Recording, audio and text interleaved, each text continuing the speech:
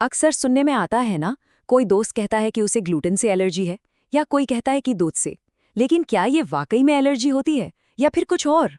सच कहूं तो हम में से ज्यादातर लोग इस फर्क को नहीं समझते। तो चलिए आज इस पूरे कंफ्यूजन को दूर करते हैं और जानते हैं कि फूड एलर्जी का असली सच क्या है। तो आज हम इसे 5 हिस्सों में समझेंगे। सबसे पहले देखेंगे कि ये सिर्फ पेट दर्द तक ही सीमित क्यों नहीं है। फिर इसके पीछे की साइंस में गोता लगाएंगे, कुछ ऐसे ट्रिगर्स की बात करेंगे जो शायद आपको हैरान कर दें। और आखिर में जो सबसे ज़रूरी है कि इसका पता कैसे लगाया जाता है और इससे कैसे बचा जा सकता है। तो चलिए सबसे पहले और सबसे बड़े कंफ्यूजन से ही शुरू करते हैं। वही सवाल कि किसी को दूध पीने के बाद जो पेट में गड़बड़ होती है वो एलर्जी है या कुछ और?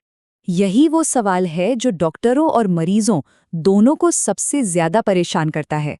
और देखिए, इन दोनों के बीच का फर्क जानना कोई छोटी बात नहीं है, ये बहुत जरूरी है क्योंकि इलाज का पूरा तरीका इसी पर निर्भर करता है। तो देखिए फर्क बहुत सीधा सा है। एक तरफ है फूड एलर्जी।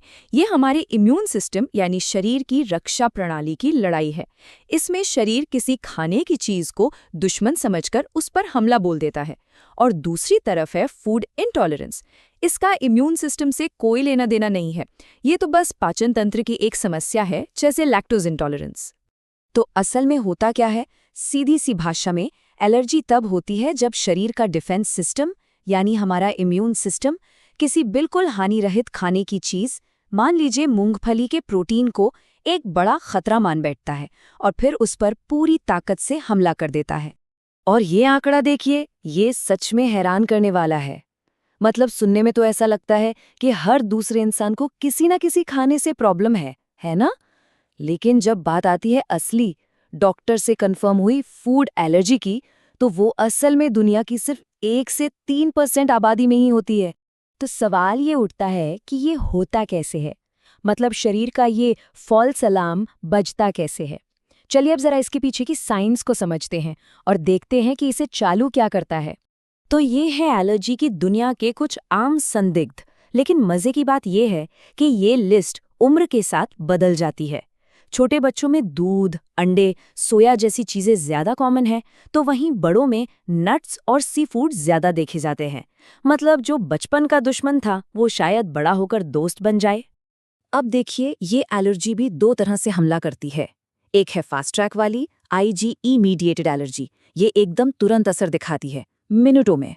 शरीर पर पित्ती उछलना या सांस लेने में दिक्कत जैसी गंभीर समस्याएं हो सकती हैं। और दूसरी है स्लो मोशन वाली टी सेल मीडिएटेड एलर्जी। इसका असर धीरे धीरे घंटों या दिनों बाद दिखता है, खासकर पेट से जुड़ी समस्याओं के रूप में। ठीक है, तो हमने आम एलर्जी की बात कर ली, पर अब कहानी में कुछ अजीब और मज़ेदार मोड़ आने वाले हैं। कुछ ऐसी एलर्जीज जो दिखाती हैं कि हमारा इम्यून सिस्टम कभी-कभी कितना, कह सकते हैं, अनोखा बर्ताव कर सकता है। इसे कहते हैं ओरल एलर्जी सिंड्रोम।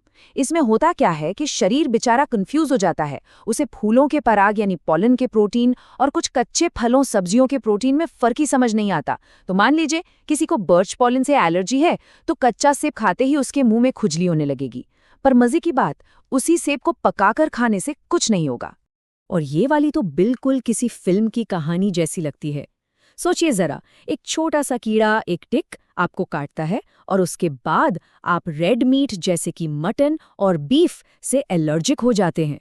हाँ, ये सच है। अल्फा गैल सिंड्रोम नाम की ये अजीब एलर्जी एक टिक के काटने से शुरू हो सकती है। तो ठीक है, ये सब तो समझ आ गया। लेकिन अगर किसी को शक हो कि उसे फूड एलर्जी है, तो फिर पता कैसे लगाया जाए? इसका एक पूरा प्रोसेस है जो काफी सावधानी से किया जाता है। ये डॉक्टरों के लिए एक बहुत ज़रूरी क्लिनिकल एडवाइस है। मतलब कि अगर पेट में लगातार ऐसी दिक्कतें हो रही हैं जिनका कोई और कारण समझ नहीं आ रहा, जैसे बार बार दर्द, उल्टी या दस्त, तो हो सकता है कि ये एक छिपी हुई धीमी गति वाली एलर्जी का इशारा हो। तो ये पता लगाने का तरीका एक तरह की जासूसी जैसा है, स्टेप बाय स्टेप। सबसे पहले तो एक फूड डायरी बनानी होती है। मतलब क्या खाया और कब क्या लक्षण दिखे, इसका पूरा हिसाब। फिर होते हैं स्किन या ब्लड टेस्ट्स। इसके बाद जिस खाने पर शक है उसे कुछ समय के लिए डाइट से हटाकर देखा जाता है। और फाइनली डॉक्टर की निगरानी में उस खाने को दोबारा खाकर देखा जाता है, जिसे ओरल चैलेंज कहते हैं। यहाँ एक बहुत बहुत ज़रूरी बात है जिसे समझना होगा। सिर्फ टेस्ट का पॉजिटिव आना ये साबित नहीं करता कि एलर्जी है ही। बिल्कुल नहीं। ये सिर्फ पहेली का एक टुकड़ा है। असली डायग्नोसिस के लिए डॉक्टर आपकी पूरी क्लिनिकल हिस्ट्री और लक्षणों को साथ में रखकर ही कोई नतीजा निकालते हैं। तो डायग्नोसिस हो गया, अब क्या? अब बात करते हैं मैनेजमेंट और प्रिवेंशन की। और हाँ, इस मामले में पिछले कुछ सालों में विज्ञान के आधार पर बहुत कुछ बदला है। तो मैनेजमेंट के कई तरीके हैं। सबसे सीधा तरीका तो यही है कि जिस चीज़ से एलर्जी है उससे बिल्कुल दूर रहा जाए। लेकिन अब हमारे पास और भी एडवांस तरीके हैं, जैसे कि इम्यूनोथेरेपी।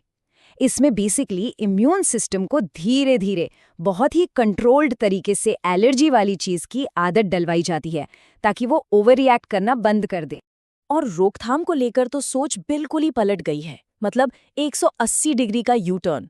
पहले क्या कहा जाता था कि बच्चों को मूंगफली जैसी एलर्जी वाली चीजें देर से देना शुरू करो, लेकिन अब नई रिसर्च कहती है कि ठीक इसका उल्टा करो।